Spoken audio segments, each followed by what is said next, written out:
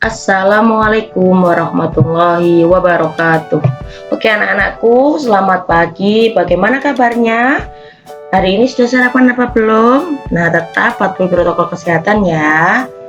Semangat belajar di rumah bersama ayah dan bunda. Pada pembelajaran sebelumnya, kemarin sudah belajar dengan Bu Guru tentang macam-macam alat gerak ya. Di sini masih pada tema 1 yaitu organ gerak hewan dan manusia. Subtema 1 yaitu organ gerak hewan. Nah, pada pembelajaran yang kemarin sudah belajar tentang letak geografi Indonesia kan, dan tentang nilai-nilai yang terkandung dalam tiap Pancasila. Nah, hari ini kita akan belajar tentang muatan PKN KD 3.1 dan 4.1. Sikap gotong royong sesuai nilai Pancasila. Nah, ayo kira-kira pernahkah anak-anakku melakukan kerjasama dengan teman maupun orang lain di sekitarmu? Ayo, pernah enggak? Pasti sudah pernah ya, baik itu di rumah, di lingkungan, atau di sekolah. Kira-kira apa sih itu gotong royong? Nah, di sini bisa dilihat kerjasama adalah suatu bentuk budaya bangsa Indonesia yang sering disebut gotong royong. Nah, di Indonesia ini mempunyai suatu budaya yang sangat baik, yaitu ketika mengerjakan sesuatu bersama-sama itu disebut gotong royong. Sesuatu yang dikerjakan dengan gotong royong, pekerjaan akan semakin ringan dan semakin cepat selesainya. Nah, kita diajak untuk saling menolong dan ikut merasakan beban orang lain melalui gotong royong. Nah, sikap gotong royong dapat mempererat hubungan masyarakat sehingga menjadi masyarakat yang rukun dan bersatu sesuai dengan Pancasila. Selain itu, dengan gotong royong, masyarakat memiliki tujuan yang sama untuk mewujudkan kepentingan bersama tanpa mempedulikan perbedaan suku maupun golongan. Nah, gotong royong pun itu sendiri mempunyai kunci keberhasilan dalam pembangunan di Indonesia loh ya, anak-anak. Dengan gotong royong, tadi sudah disebutkan Bu Emil, dengan gotong royong masyarakat memiliki tujuan yang sama. Untuk apa? Mewujudkan kepentingan bersama ya. Jadi tanpa memperdulikan suku, mau suku Batak, suku Jawa, suku Bugis, suku Sunda, suku Baduy, ketika rakyat Indonesia atau masyarakat Indonesia tertimpa suatu musibah, kita akan berbondong-bondong untuk atau bergotong royong untuk membantu masyarakat yang tertimpa musibah tersebut ya. Nah, gotong royong sendiri merupakan modal demi terwujudnya masyarakat Indonesia yang harmonis dan sejahtera ya. Sekarang Bu Guru mau tanya, coba apakah kamu pernah melihat gotong royong di daerah tempat tinggalmu? Tentu saja ya, pasti kalian akan melihat gotong royong di lingkungan sekitar. Kira-kira contohnya apa sih? Nah, pada gambar ini sudah jelas itu adalah ada anak-anak siswa sekolah dasar sedang membersihkan kelas atau sedang piket. Nah, itu adalah salah satu bentuk dari gotong royong dalam lingkungan sekolah. Jadi baik siswa atau siswi, baik itu siswa ada yang berjenis kelamin perempuan dan laki-laki, saling bergotong royong untuk apa? Untuk membersihkan kelas agar kelasnya nyaman, bersih dan indah ketika dipakai. Jadi gotong royong itu sangat penting ya anak-anakku. Karena apa? Pekerjaan akan semakin ringan dan cepat selesai. Gotong royong itu tidak hanya di sekolah, akan tetapi di lingkungan sekitarmu, di rumah. Ya, jadi seketika ada seseorang melakukan pekerjaan harus kita bantu ya, harus saling tolong menolong. Nah, lanjut ke bahasa Indonesia KD 3.1 dan 4.1. Kemarin kan sudah pernah dibahas oleh Bu Guru ya, bagaimana sih cara menentukan ide pokok suatu teks. Nah, sekarang di sini Bu Guru mempunyai suatu cara, yaitu tentang hal-hal yang perlu dilakukan untuk menemukan ide pokok pada suatu teks bacaan. Nah, seringkali anak-anak ketika membaca suatu teks itu tidak secara keseluruhan, jadi dibaca sekilas-sekilas. Nah, itu yang kurang baik anak-anak. Jadi ketika membaca suatu teks harus dibaca mulai awal sampai akhir, sehingga kita nanti mudah dalam menentukan ide pokok dari suatu paragraf atau suatu bacaan. Nah, bisa dilihat oleh anak-anak di layar yang sudah Bu Guru sajikan ya, untuk menentukan suatu ide pokok, menentukan ide pokok suatu teks. Nah, hal-hal yang perlu dilakukan untuk menemukan ide pokok yaitu antara lain, 1. Membaca teks secara keseluruhan. Tadi sudah Bu Guru bilang kan, membaca teks secara keseluruhan, bukan sepenggal-sepenggal. Yang kedua, mencari kalimat utama teks tersebut. Yang ketiga, menemukan informasi dalam kalimat utama. Ya, jadi ketika itu semua sudah dilakukan, maka untuk menentukan suatu ide pokok itu sangat mudah sekali ya anak-anak. Nah, selanjutnya, setelah kita menentukan ide pokok suatu teks, kita dapat mengembangkan ide pokok itu. Nah, seperti yang dijelaskan pada pembelajaran sebelumnya, ide pokok merupakan inti atau dasar permasalahan dari suatu teks. Ide pokok teks menjadi dasar dalam pengembangan paragraf atau teks. Jadi, melalui ide pokok bisa dikembangkan menjadi suatu paragraf atau suatu teks yang baik dan yang runtut. Nah, di sini untuk membuat sebuah paragraf berdasarkan ide pokok ada beberapa langkah yang perlu dilakukan. Antara lain langkah-langkahnya, yang pertama, yang A, menentukan topik dari paragraf yang akan dibuat. Nah, sebelum kita membuat suatu teks atau suatu bacaan atau itu, jadi kita itu harus menentukan topiknya dulu. Kira-kira itu kita mau membuat apa sih, topik tentang apa sih, tentang kesehatan kah, tentang pendidikan, atau tentang yang lain. Yang kedua, menentukan ide pokok dari paragraf atau teks yang akan dibuat. Setelah menentukan suatu topik, topik tersebut dikembangkan menjadi sebuah ide pokok. Kira-kira ini dengan topik pendidikan kita akan mengembangkan ide pokok apa ya gitu. Kemudian yang C, membuat sebuah kalimat yang berisi ide pokok tersebut untuk menjadi kalimat utama dari paragraf yang akan dibuat. Selanjutnya, yang D, mengembangkan kalimat dan ide pokok tersebut menjadi beberapa kalimat. Nah, nanti ketika ide pokok tadi sudah dikembangkan menjadi kalimat utama, akan terbentuk suatu paragraf. Ya. Kemudian langkah selanjutnya, menulis beberapa kalimat yang berisi informasi-informasi tambahan untuk mendukung kalimat utama yang telah dibuat, sehingga terbentuk suatu kalimat penjelas. Kalimat utama yang dijelaskan itu adalah kalimat penjelas. Nah, langkah selanjutnya yaitu menyusun kalimat-kalimat tersebut menjadi sebuah kalimat yang padu sehingga terbentuk suatu paragraf. Nah, sampai di sini anak-anakku sudah paham? Oke, bagus, lanjutkan.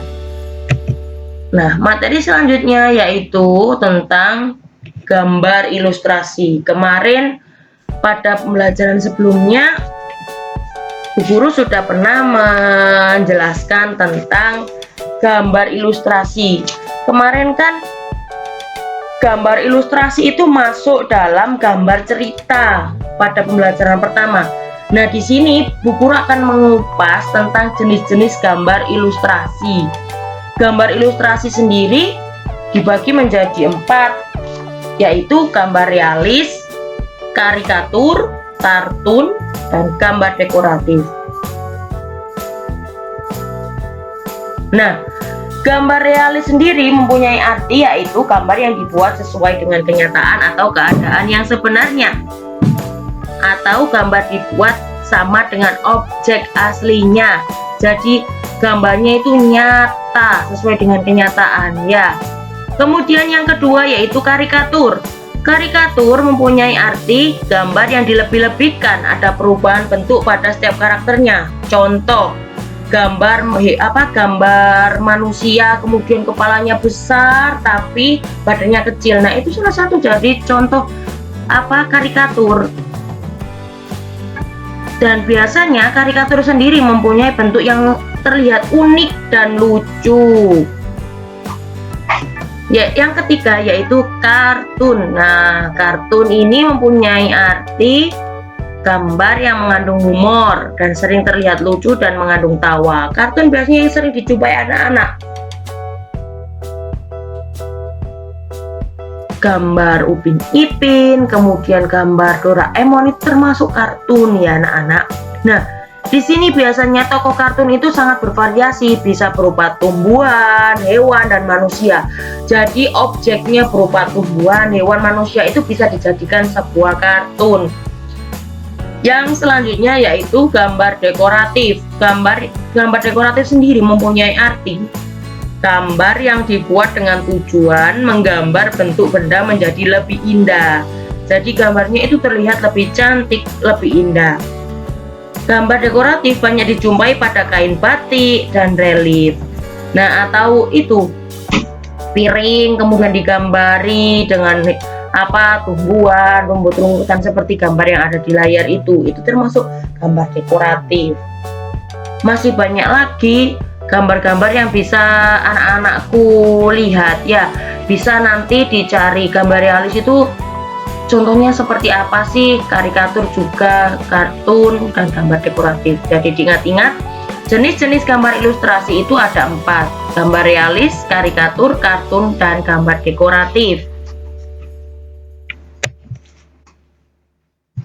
Nah, di sini tak hanya itu, Bu Guru juga akan membahas tentang bagaimana sih langkah-langkahnya dalam membuat gambar ilustrasi. Nah, membuat gambar ilustrasi sesuai tema. Langkah-langkahnya yang pertama yaitu menentukan tema. Menentukan tema ini maksudnya bagaimana sih Bu Guru? Nah, menentukan tema itu, tema ilustrasi harus sesuai dengan teks atau bacaan yang akan diilustrasikan.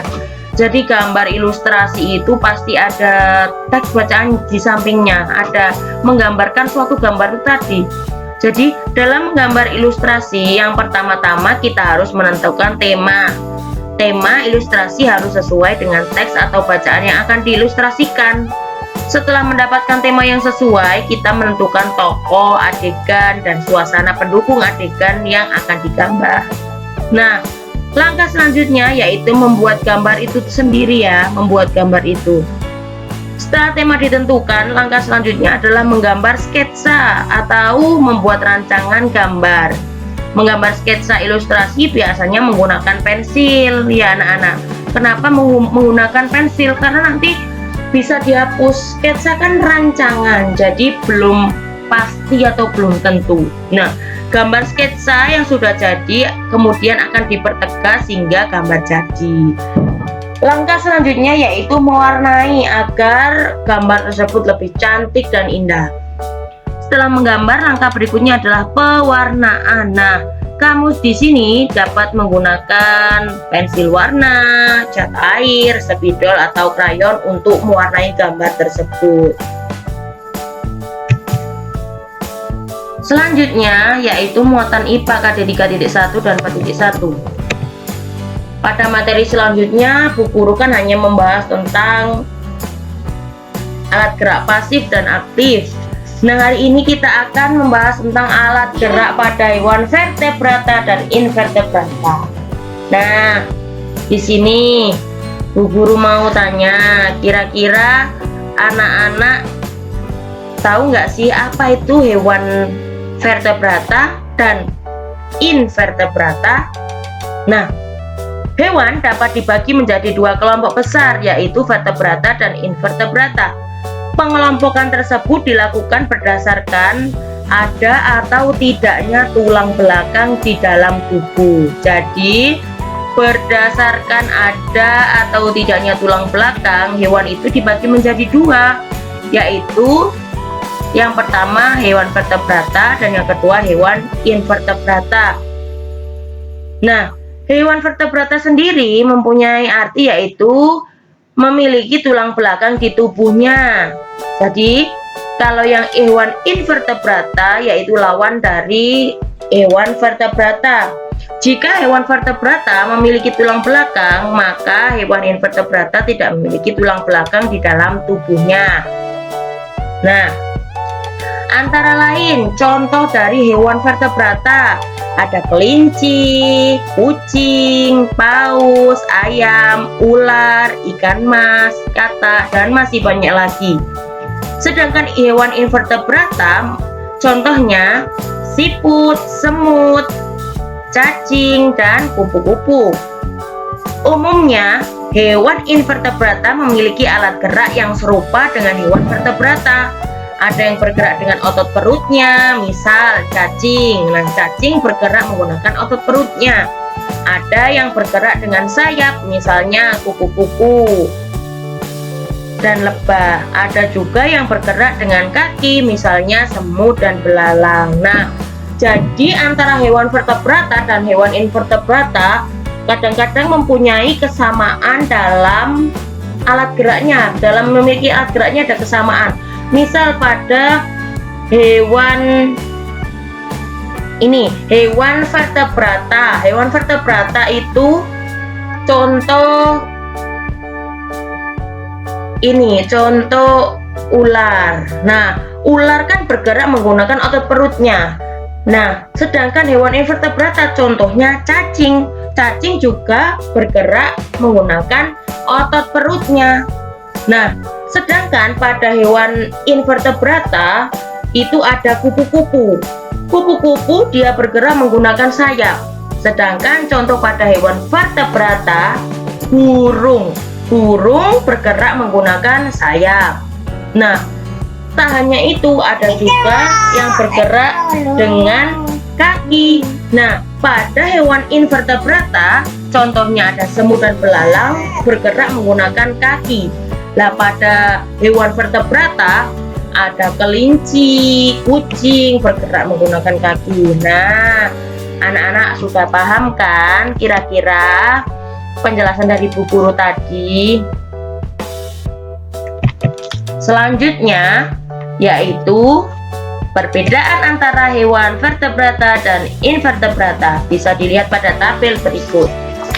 Hewan vertebrata memiliki tulang belakang, sedangkan hewan invertebrata tidak memiliki tulang belakang.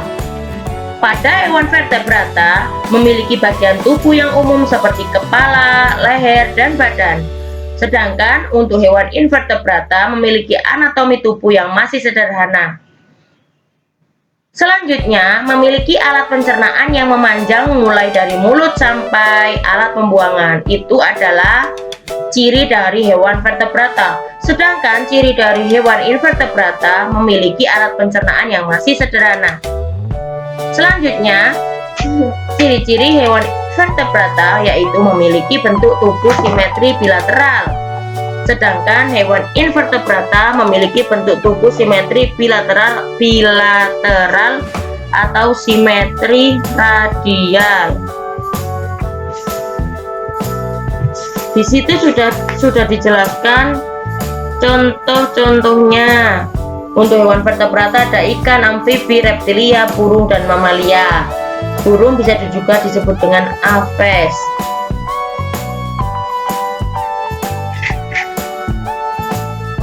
Tadi memiliki bentuk tubuh simetri bilateral. Apa sih bentuk tubuh simetri bilateral itu? Nah, pada hewan vertebrata memiliki bentuk tubuh simetri bilateral, atau jika tubuh hewan dibelah akan menunjukkan dua sisi simetri yang sama. Sedangkan untuk hewan invertebrata memiliki bentuk tubuh simetri bilateral atau simetri radial, atau bagian tubuh dalam susunan melingkar di sekitar poros tengah. Nah, untuk contoh hewan invertebrata ada cacing, serangga, dan hewan lunak. Oke, lanjut. Nah, ini adalah tugas untuk anak-anakku. Silakan ditulis di buku tulis, kemudian dikerjakan ya bersama ayah dan bunda. Sampai di sini dulu pembelajaran hari ini bersama Bu Emil. Apabila Bu Emil ada salah kata, Bu Emil minta maaf yang sebesar-besarnya.